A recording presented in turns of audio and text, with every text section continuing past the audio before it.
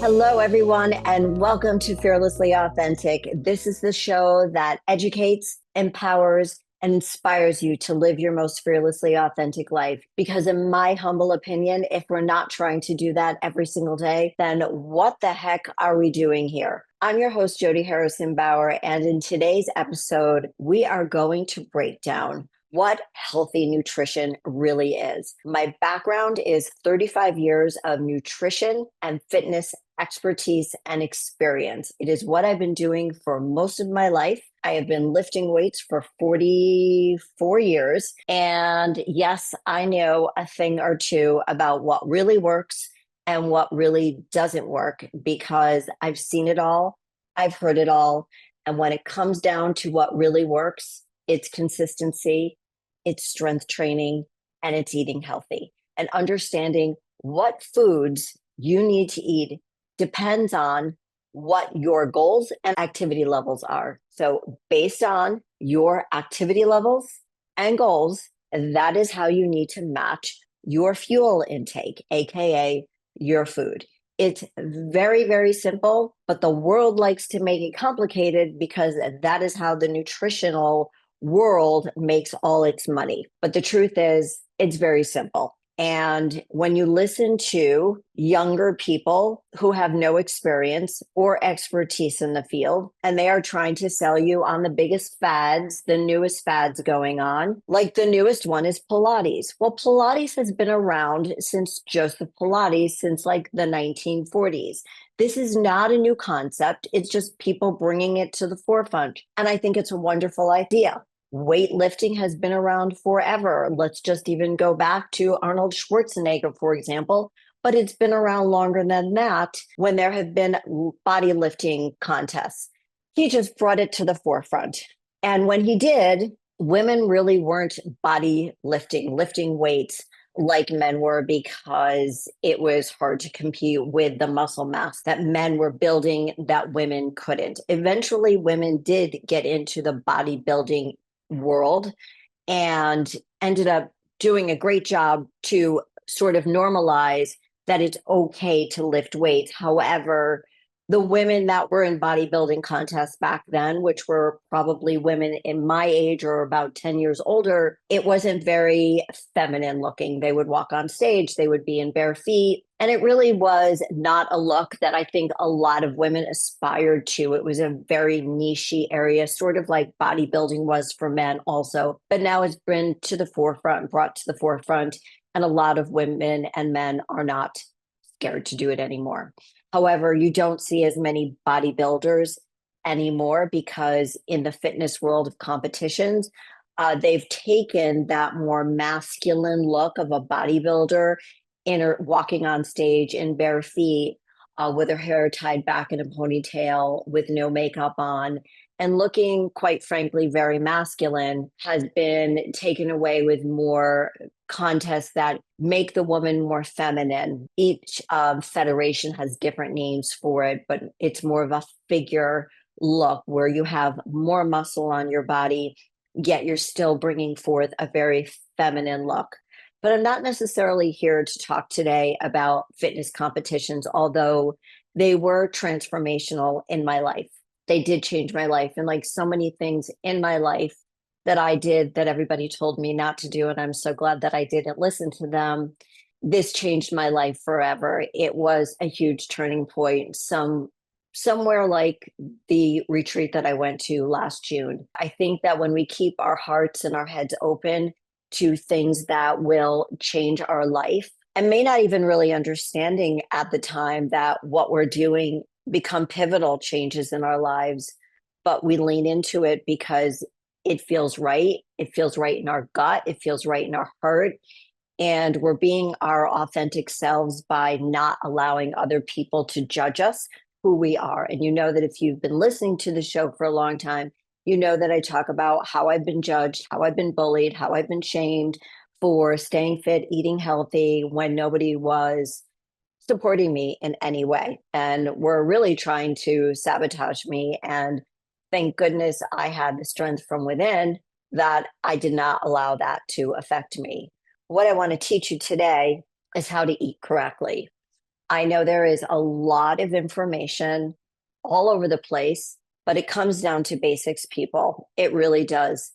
Again, the internet tries to complicate it and sell you on things, lose weight in 5 days. I'm telling you right now, anybody who tells you that you're going to lose weight in 5 days is full of shit because all you're doing is losing water weight. As women, and I think a lot of men also, we carry about 5 to 6 pounds of water all the time. That's okay. We need to do that. Unless you are competing in a bodybuilding fitness competition, that's the only time you really need to lose that water. And what we do when we're getting ready for a competition is we build, build, build for 3 months, and then we taper off. So you're drinking a lot of water, you're drinking a lot of protein, eating a lot of protein, you're eating a lot of fruits and vegetables, everything that's going to help you build muscle. Because as I said at the beginning of the show, you need to fuel your body based on your goals and activity levels. So if your goal is to do a competition, whether it's bodybuilding or bikini like I did, then you need to eat and train accordingly. The two need to marry each other.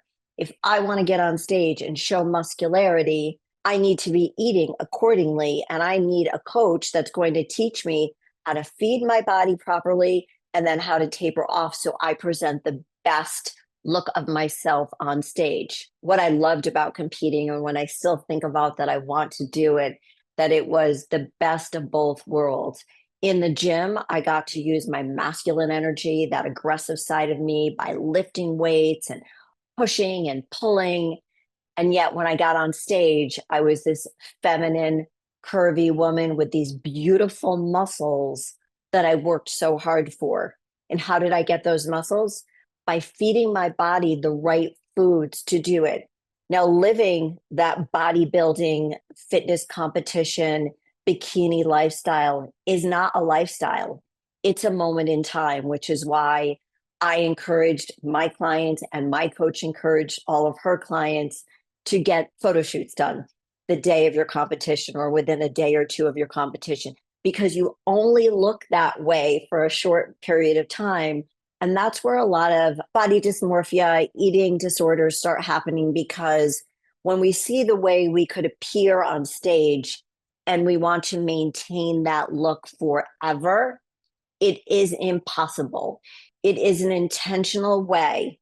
It takes time, it takes money, it takes time to intentionally build that body to appear on stage in a certain way, a way that you wanted to appear and you found somebody who can coach you that way. It is not something you can sustain. And coming out of a bodybuilding slash bikini competition, I never did bodybuilding, so let's just call them fitness competitions because they were bikini and figure. And coming out of those kind of diets is just as hard, if not harder, than starting one, because the way you transition your body out of it is very important. And some of the girls that I used to train that used to compete with me, they were all 20 years younger. So now that I'm 64, they're all like 44. And it's kind of cute for me to see them with their families now, and, how they never thought that, they used to say, well, I get older, I want to look like you. And I must say that there are a lot of them that have maintained that healthy lifestyle, and other ones that maybe did have some issues with eating and a relationship with food. And that's very important when we as coaches train women to be in fitness competitions or to lose weight to get healthier. And when I use the word lose weight to get healthier, I'm also talking about losing body fat, because if we go back to coaches that don't really know what the fuck they're talking about and tell you that you're going to lose 5 pounds in 5 days, I'm going to tell you you are. Because if you stop eating for 5 days, you will lose water weight. It's simple. Stop drinking, stop eating. You will lose water weight in 5 days. And then you will gain back the 5 pounds, and you will gain more weight because you haven't learned how to eat. That brings me back, and I'm not going to go into a whole semaglutide conversation, Ozempic, anything like that. But if you or anyone you know has been taking, I'm just going to call it Ozempic, okay? GLP-1, semaglutide. If you are anyone who has been doing that and you haven't been to the gym and you haven't been eating, because what it does is suppress your appetite. So it is very hard to get the food in, specifically the protein. Then it's very hard after you've lost that body weight to have maintained or built any muscle mass. Like impossible. You cannot build or maintain muscle mass without lean protein. I know. So, how are these girls and these men look so skinny? Well, they look skinny and they look like they fell through their assholes because they haven't eaten. Have you looked at their skin? Have you looked at how unhealthy they look? It's because they've lost muscle mass. And that's why they actually look older than they are. Have you ever noticed, like on a heavier person, they have less wrinkles? Sometimes they look younger. It's because they have all this fat in their face. Now, I'm not saying being obese is healthy, it's not. We need to find that balance. And being skinny fat is not healthy, which is what has happened with a lot of the young people who have been on Ozempic. And I've seen it in a lot of people who are my age and in their 50s, going through menopause, gaining weight, thinking Ozempic's going to be it. And yes, they've lost the weight, but they look like fucking hell because their face has dropped down to their belly button. So if you want to look like ass, then go on Ozempic, don't eat, don't lift weights, and you will look as shit. And the women who are not taking Ozempic and are lifting weights and are eating the right foods for their activity level and their goals are going to live longer because they have more muscle on their body and they're going to look better. Trust me. When I used to coach women, so my coaching career, I just did a whole long episode last week on everything that I did. But in my coaching career, I coached women on nutrition and fitness. I taught them how to strength train and I taught them how to eat properly. And that's what I'm going to do today. Let's start from the beginning. There are 3 macronutrients. They are protein, they are carbohydrates, and they are your good fats. You can get proteins. The best way to get your proteins are from animals: chicken, turkey breast, any white fish, halibut, haddock, cod, flounder, scallops, shrimp. All of those foods are high protein, low fat. Chicken breast, high protein, low fat. Turkey breast, high protein, low fat. Dark meat has a higher content of fat. That doesn't mean you can't eat it. That just means that you need to ask yourself, what are your goals? Is your goal to drop body fat and to drop body weight and to therefore have a healthy BMI, body mass index?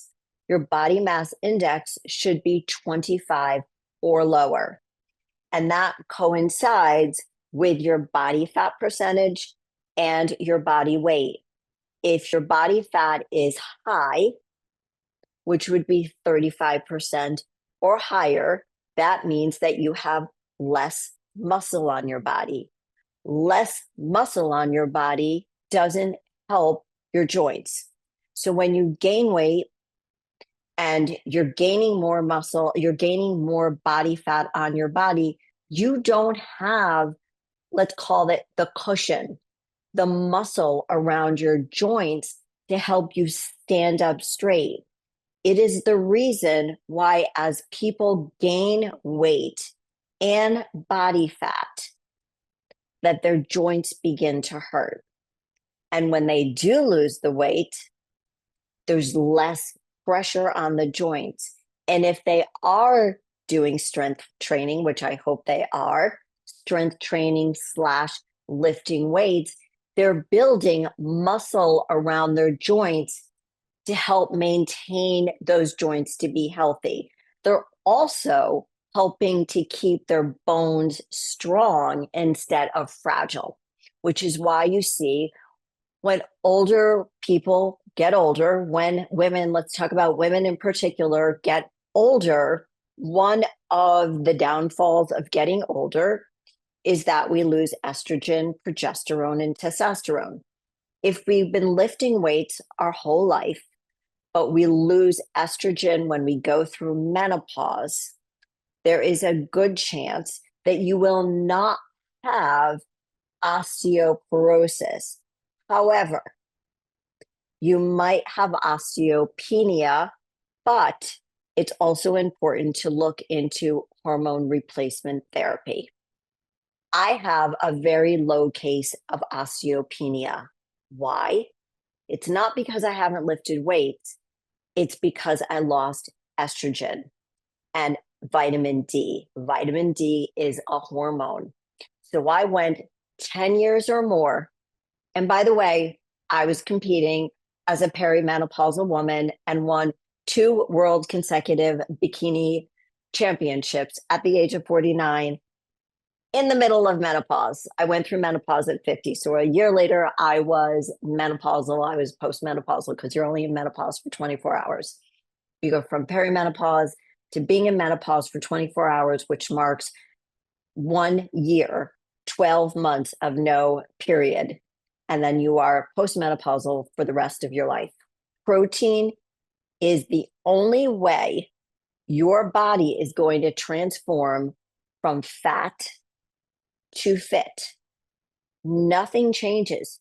You could go to the gym, but if you're not eating according to your goals and activity levels, nothing is going to change. 80% of the equation is food. So it starts with you and it starts with the food choices you make. The right foods in the right portions at the right times based on your activity levels and goals. It's that simple. But Jody, if it's that simple, why can't everybody do it? Because food is a drug and everybody has a different relationship with food. And based on the way we were raised, it is the way we regard food. So, for example, when I don't feel well, I want to eat a peanut butter and jelly sandwich. Yes, there can be much worse things to do and eat, but I crave a peanut butter and jelly sandwich. And it's probably because my mom gave it to me. Now, she also gave me grilled cheese, but I never really liked grilled cheese. I remember telling her that. But I crave a peanut butter and jelly sandwich. So we do have an emotional attachment to food. Food is everywhere. It's what sustains us. It's not like other drugs or alcohol. I don't have any type of addiction or relationship with drugs or alcohol. So I'm not speaking as an expert, but I do know what it's like for somebody to have an unhealthy relationship with food because I've trained women for over 35 years. And each woman is very different and she needs to be treated with kid gloves. So it's understanding right now who you are and what your relationship is with food, because that makes all the difference. I can say right now that I'd like you to regard food as fuel, that you have no emotional attachment to food whatsoever. But the truth is, if we're watching TV or we're out with friends and family and everybody's getting a pizza and then going out for ice cream, we might feel that this is the way that we need to fit in. And I will tell you that it's okay once in a while. If and when it becomes a lifestyle habit, that's when we become more unhealthy. And that's really what it comes down to at the end of the day. Yes, aesthetically, you'll look better once you drop the weight and the body fat and you have a healthy BMI. But the real goal is, how do you want to feel in your body? How do you want to present yourself to the world? So understanding what your goals and activity levels are is first and foremost. If you need to understand how much protein you need, rule of thumb is about 1 gram of protein per your ideal body weight. So if you weigh 240 pounds and your goal weight is 180, then you want to feed your body 180 grams of protein per day. It could be a little bit less depending on who you are.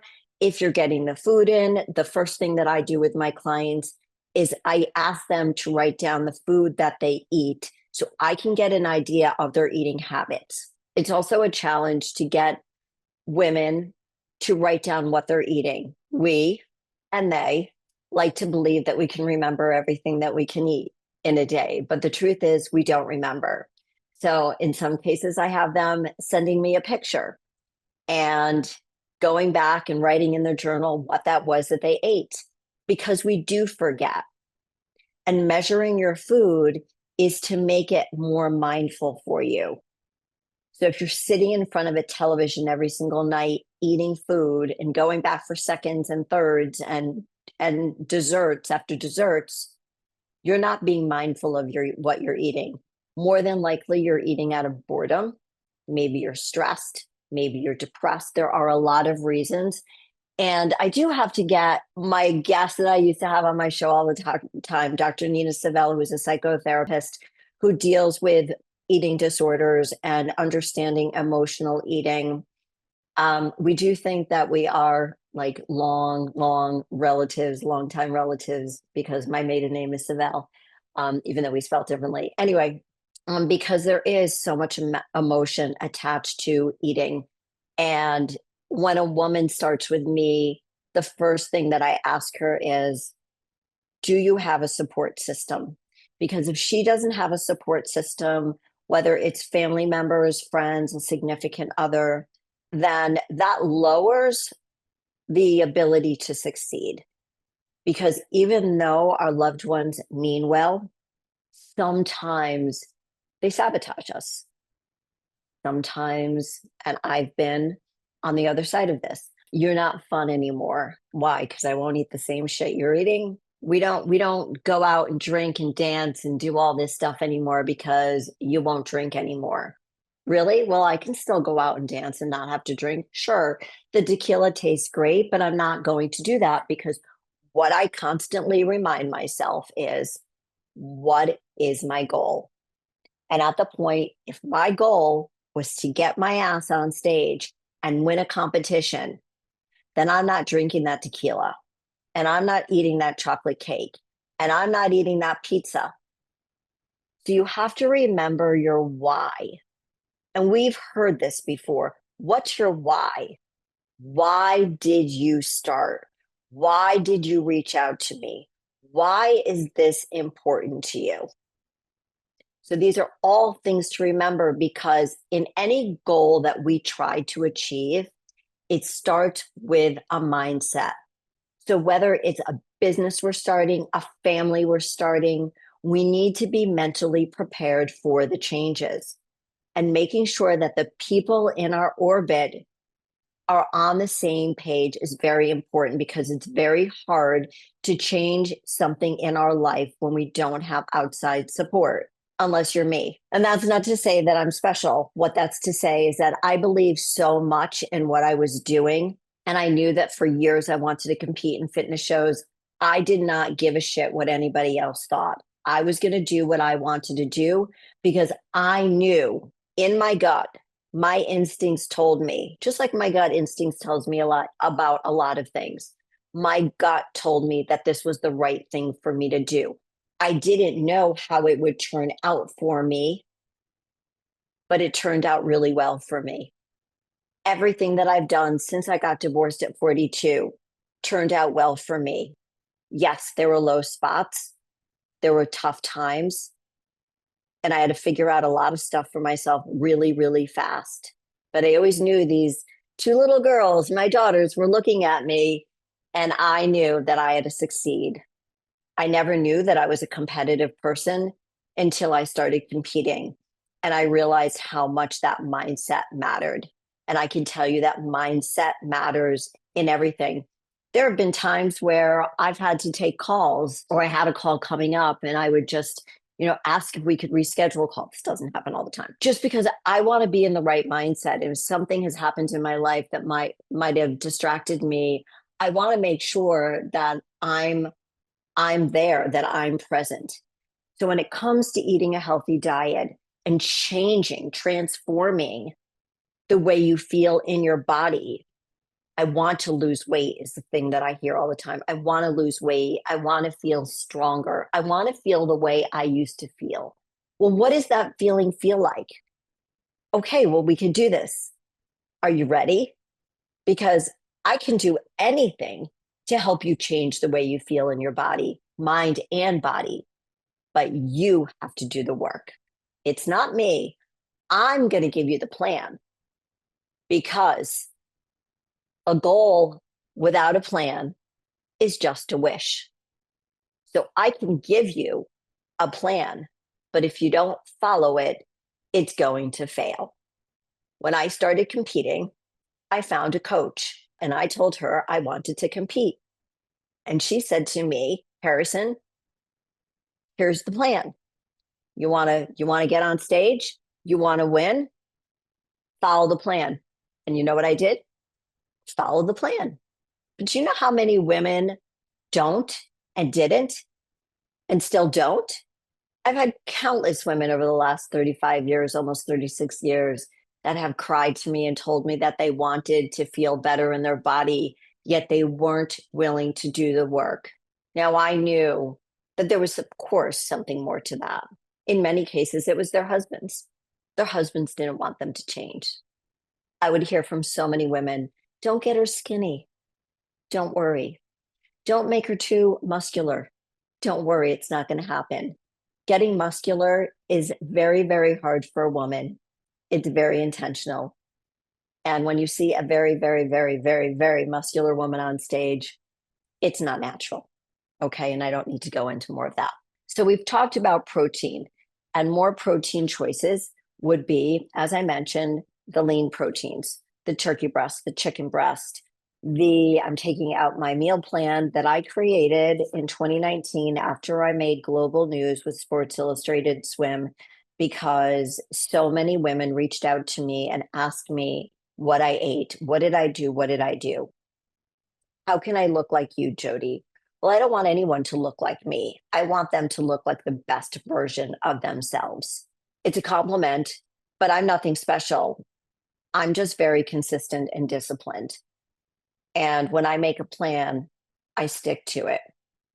So, making a plan for success means that you need to plan your meals in advance. You need to set up a support system.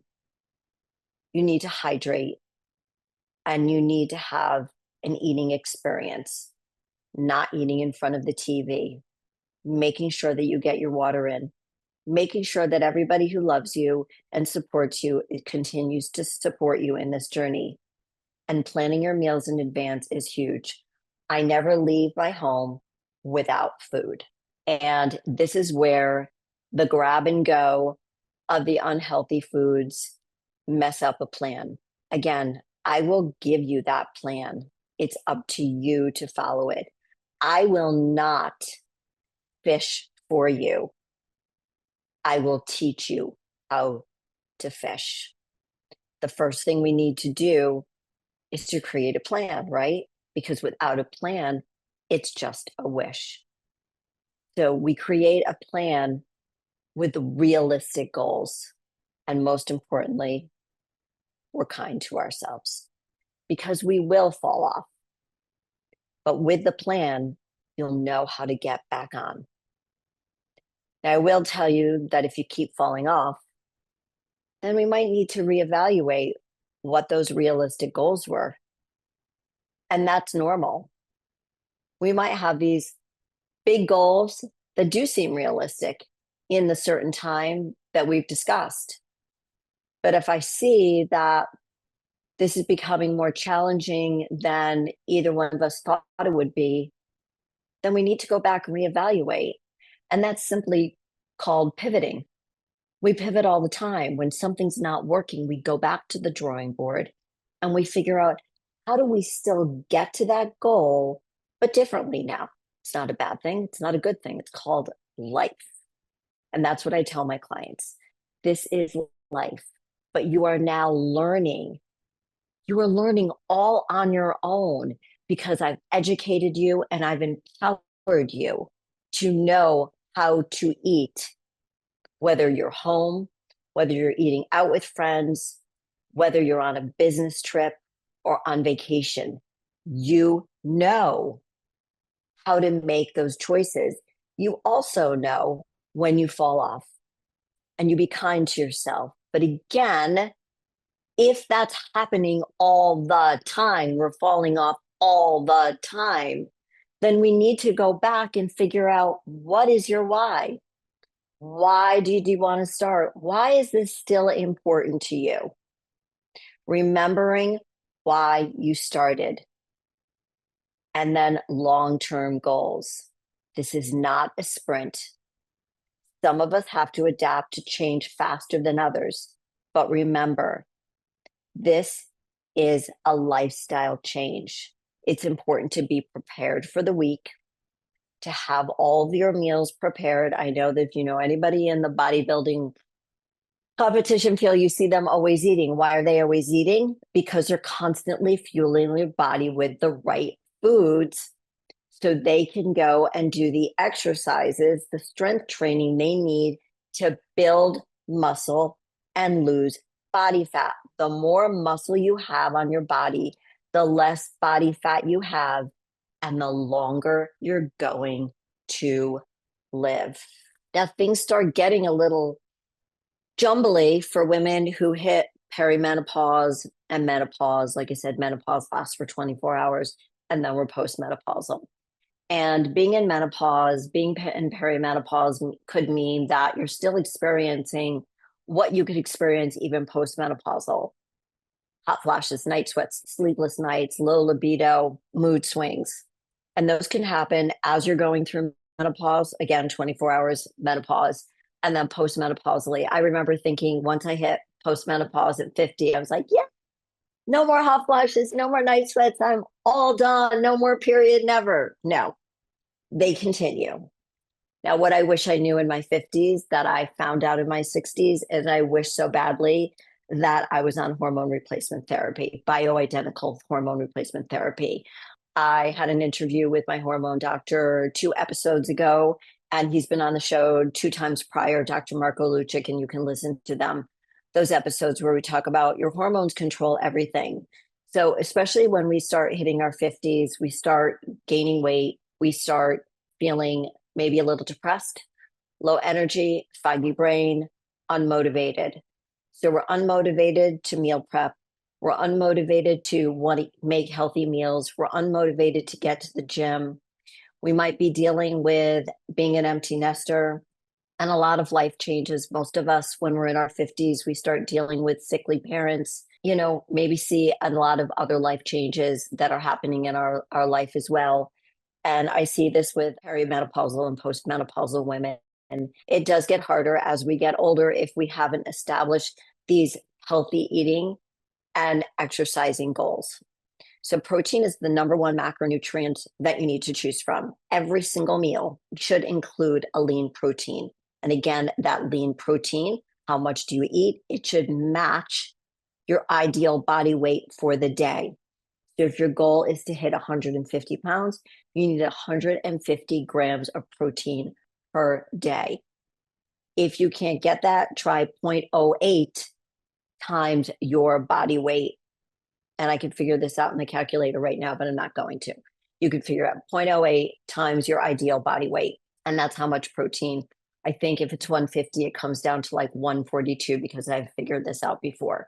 But it's still a lot of protein. And what I know to be true is that 99.9% of the women I know, and even most of the men, are not eating enough protein.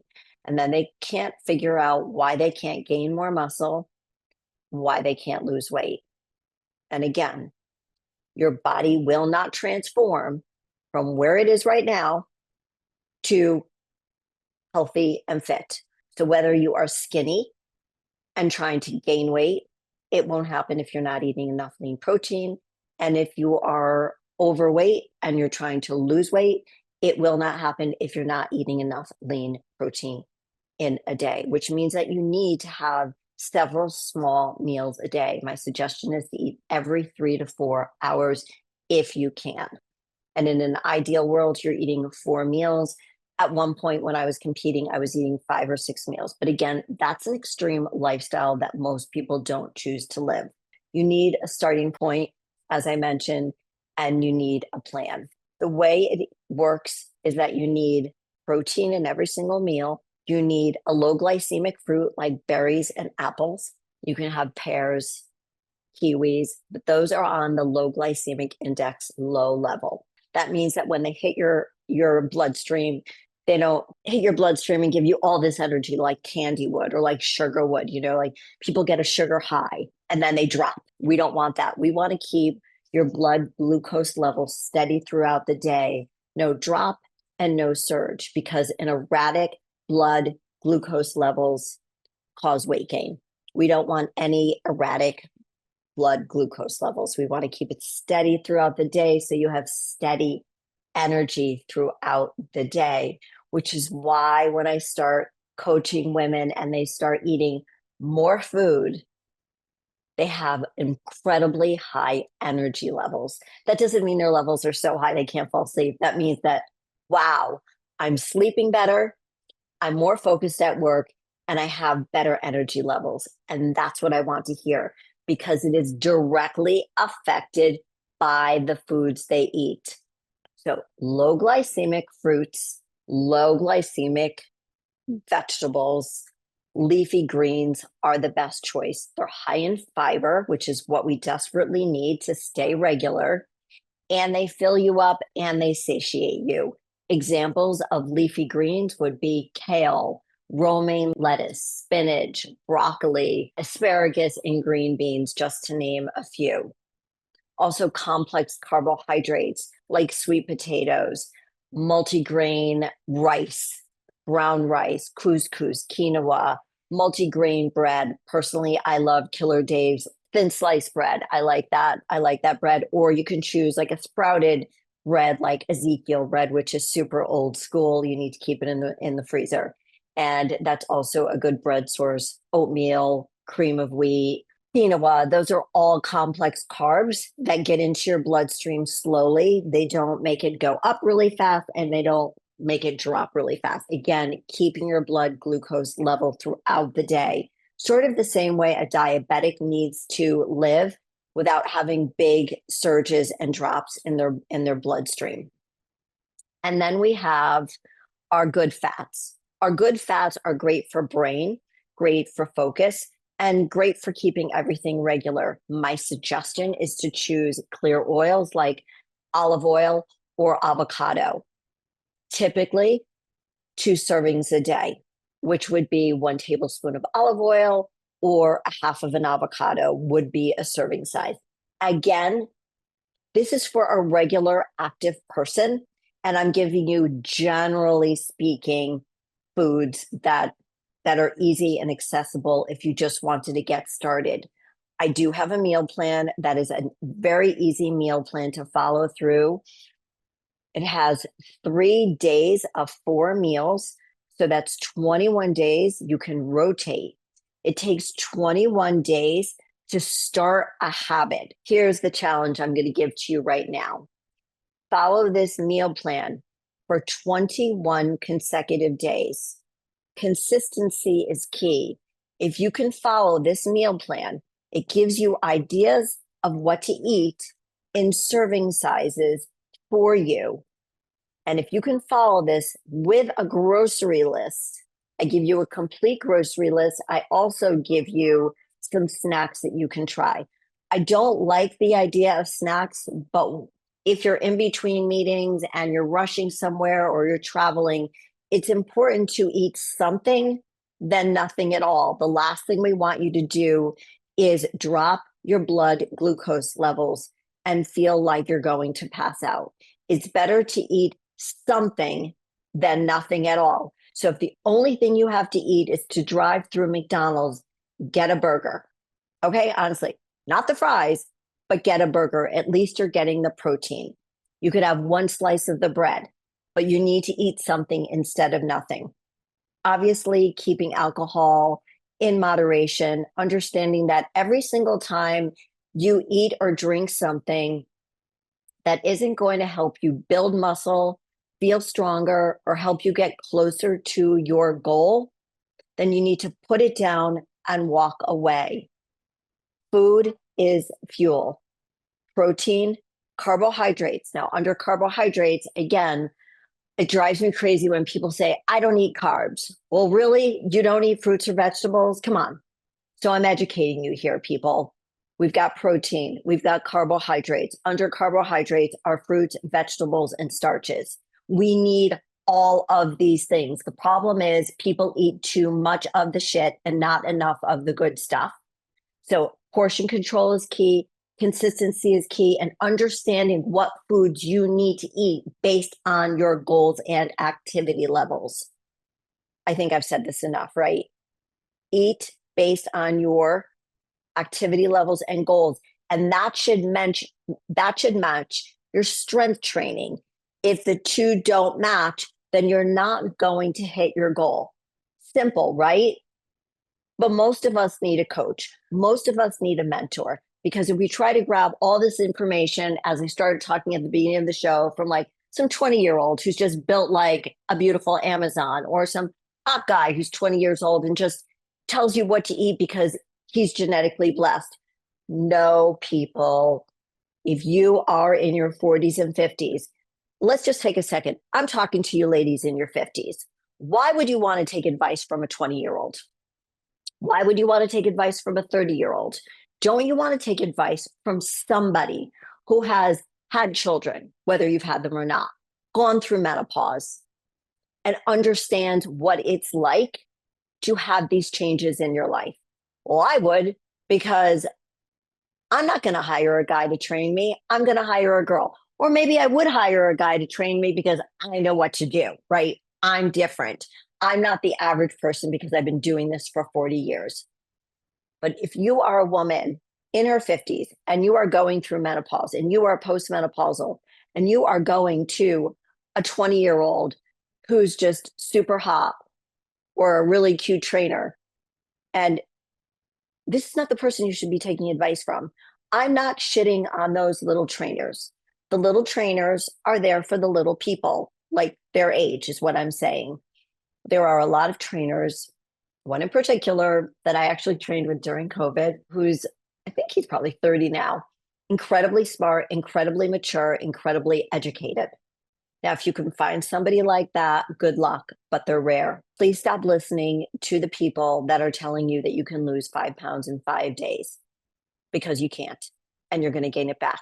Well, you can, but you're going to lose it back. Old school shit works.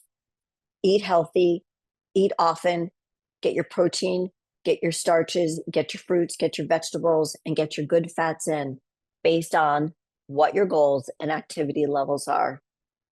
Knowing what to eat, how much to eat, and when to eat is key. In my meal plan, and it looks like this, it's eat to look younger. I give you a whole list of what vegetables you can choose from, what fruits to choose from, what dairy products to choose from.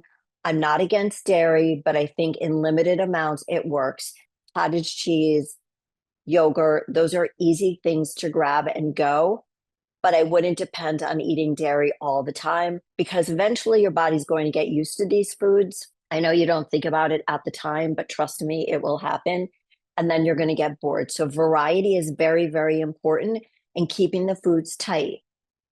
And again, think about when you grab something to eat because you just want to have fun with everybody. Nobody's telling you that eating healthy doesn't need to be fun. It just needs to be important to you, and for you to stand in your truth and to stand up for yourself and not let anybody bully you or shame you for wanting to take better care of yourself. Thank God things have changed as the years have gone by. but it was in the 90s and the 2000s. Women were not lifting weights. They were not talking about macronutrients.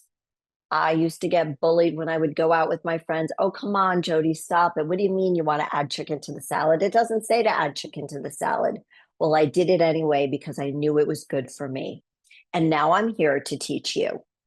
I had a studio in Connecticut for 15 years. I retired in 2022 and never thought that I would ever train another woman after doing it for, so it would have been 34 years, 33 years. I was tired. I was tired of lifting weights. I was tired of running a business and tired. And after about a year and a half, after spending lots of time with my daughters, I realized, you know what? This is my purpose and this is my passion. And this is what I really, really, really love to do. And helping to educate and empower women when they felt that there was no end to feeling better and that they were just stuck and had to accept where they were, didn't know where to start. I understand. And I'm here to help you. Go to my website, jodyharrisonbauer.com, set up a time to have a free consultation with me, and I'll get you going. There are different ways to work with me. One-on-one is the best way because you get a lot of attention from me and you will get the most impact. In my studio, I had two rooms. I had the personal training room and I had the group fitness room. And I used to say when people came in, do you want a big impact or do you want just a little bit? They would say, I want a big impact. Okay, well, then you need to work with me. Lower impact, you want to go and have a tribe of women that you want to work out with. That's great. But if there's the big equation, 80% of it has to do with the food slash fuel that we put in our body, and 10% of it has to do with training. So for all the women who were in the group training room, I don't know how they were eating, but I can tell you that most of them felt better, which is huge, and were strengthening their hearts and were moving more and had more mobility and strength, but were not necessarily changing their body composition. They weren't losing necessarily body fat because they weren't matching their food to their training. Had they changed the way they ate, went to a workout class 4 to 5 days a week, then a transformation would have happened. But it really depends on how much you want it. It goes back to why. Why do I want to feel a certain way? Why is this important to me? Why is it important to me now? I can tell you that I can help you with anything. I can help you transform the way you feel in your body and in your mind. It starts with a mindset. It starts with a plan that's realistic. It starts with having really honest conversations with me so I can help you in the best way that I can. I've done this for almost 36 years and I know how I can help you. So I hope that this episode has helped you understand a little bit more about why eating healthy is important to you. It helps to build muscle and maintain muscle because as we get older, our bones get frail unless you're on HRT, but that's for another conversation. But if you've been lifting and eating healthy for most of your life, you are ahead of the game more than most menopausal women are. And you won't be like your grandmother who's fallen and can't get up because none of us want to be that woman who's fallen and can't get up, right? And once we've fallen and we can't get up and we're sent to a nursing home, it's kind of the end. And there have been reports and statistics showing that people don't live much longer after they've fallen and gone to a nursing home and have lost their independence. And they don't want that for you. The last important thing to understanding during this transformation is journaling. Journaling your food, journaling your intentions, journaling how you feel about yourself, and sharing that with me if you want, because it helps me have more insight as how I can be more helpful and useful to you. because my job is to make the biggest impact on teaching you how to fish for yourself, not for me to fish for you. So thank you for listening to this episode of Fearlessly Authentic. Remember to rate, review, and subscribe. We are a top 5% globally rated podcast and been doing this for 5 years. So I will see you next week, and thanks for joining me. Take care, everybody.